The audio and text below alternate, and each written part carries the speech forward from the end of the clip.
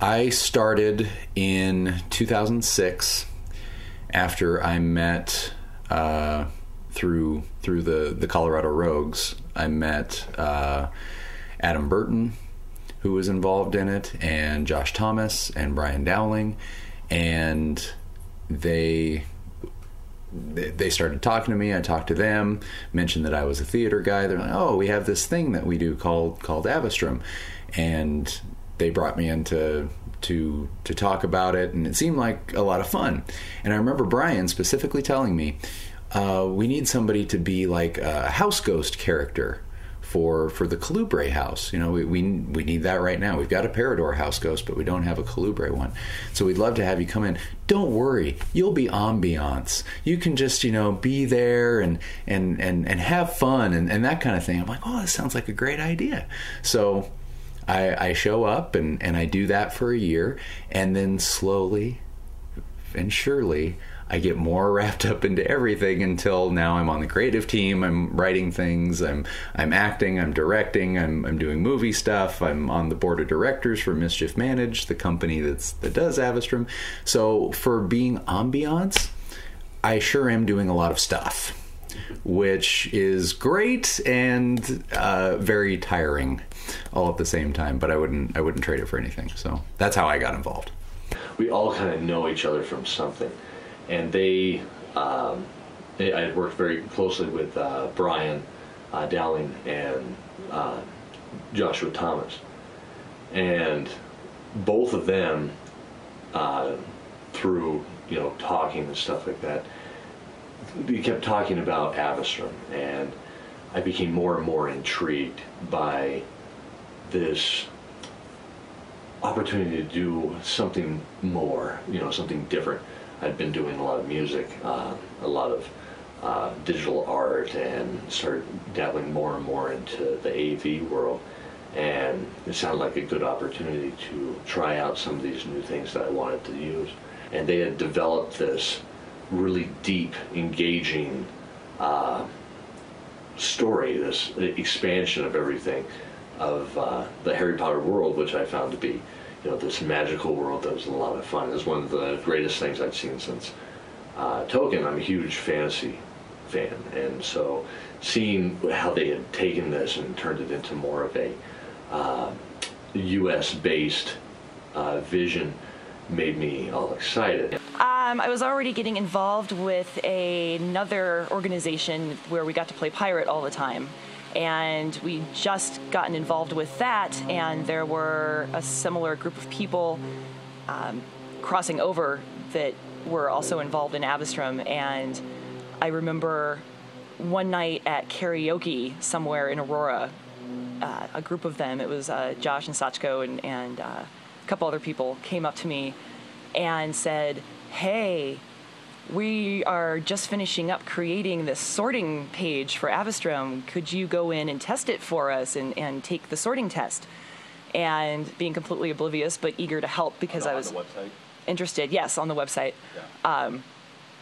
I said, "Sure, okay." And I tested into Enigmas. And it was shortly after that I got a message saying, "Hey, you tested into Enigmas, which is perfect because we need an Enigmas prefect to help out with that house as part of the school."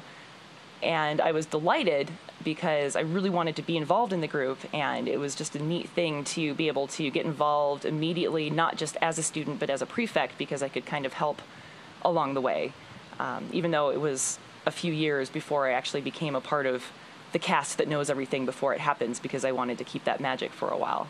But yeah, I wasn't quite press ganged, but it was kind of a willing sort of walk into something in this way that was kind of a happy surprise, and been rolling with it from there.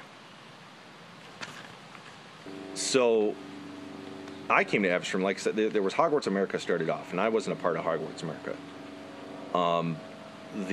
We got Brian and Chad and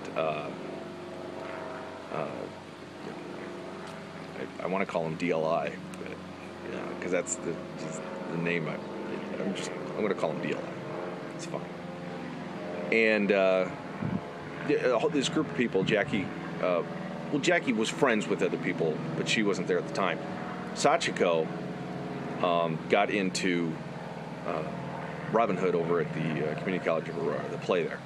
And Brian and Chad and DLI and all these people, they were there in that play. And I wasn't in the play, but I was married to Sachiko at the time. And so I got to know these people through that play. And I ended up providing a lot of the costumes since it was Robin Hood, and I was part of a part reenactment group at the time. So I had a closet full of period stuff that they needed, and so they used it all. And as a result, I got to know people through that. And since this group came together to do Robin Hood, it happened to be that these same people were doing Hogwarts America. Tyler was there at the time too, and he was in Robin Hood. And so became friends with them, and they invited us to a con, and we went to a con and hung out and got to see Hogwarts America and see what they were doing and see how they were doing these panels. They weren't exactly panels, but for lack of a better word, they were panels of Harry Potter. And so then the next con that I went to, I decided, well, you know what, that was cool, and I want to be a part of that. So I put together, without telling anybody, a Lucius Malfoy costume, and went in and hung out with them. And then I was part of it. It was just cool. Everybody wasn't expecting it, and those that were a part of Hogwarts America thought it was cool. And there's old pictures of this. And so from after that experience that we had, just, bringing in characters and everybody starting to step it up another level, that's when Avistrum really took off. That's when we had the opportunity to sit down and go, look, this is where we need to do something bigger and something better. And everybody just kind of met over at our house, and we all sat down and started hashing out every detail about what Avistrum needs to be. We came up with the name for the school. We came up for all the different houses and how they'd be represented. What the wolf and the dragon and the phoenix. And we came up with all these things, and everybody then started creating their own characters and go, look, I'm going to be called, Craven Bloodthorn. And we said, okay, well, our characters we're performers, so we started making characters. We started taking that performance aspect of it and putting it into these classes, these panels, and then it blew up from there. And just we literally spent every weekend at my house. Sometimes, not just on Saturdays, but all weekend, Friday night, Saturday night, Sunday night, working on putting this together. And then making the sorting platform was in my garage, and then everybody started making, okay, well, we need to have all this. If we're going to do this, we need to have ambience. We don't want to do it just in a back room at a hotel somewhere.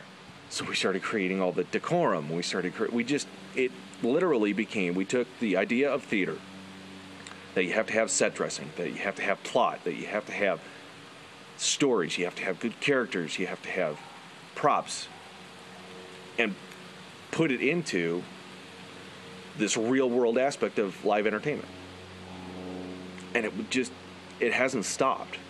I don't think it will stop, because there's just too many good people out there, and we keep getting good people to join everything, and everybody that joins brings forth their creativity and their excitement and their passion for it, and their ideas and new perspectives on it, which turn into new things. And it's just, I started that way. So I was one of the original founders of Avistrum. There were 7 of us. It started off with 7 of us at our house, and Jackie, Brian, Chad,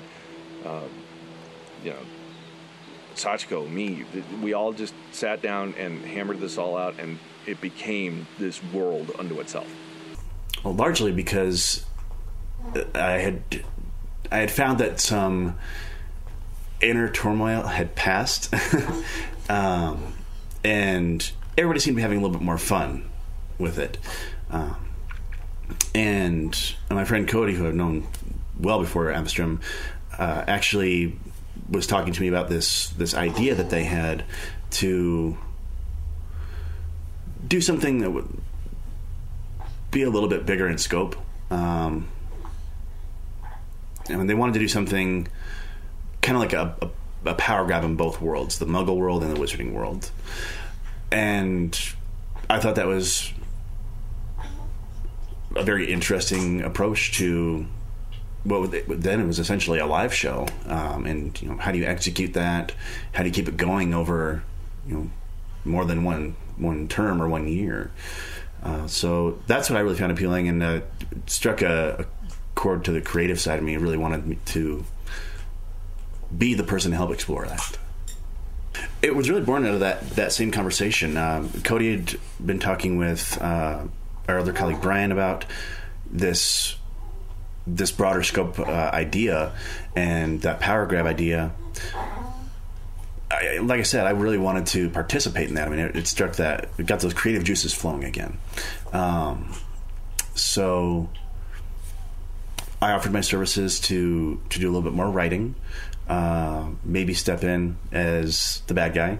I don't want to say it was a condition of getting involved, but it was kind of a condition of getting involved.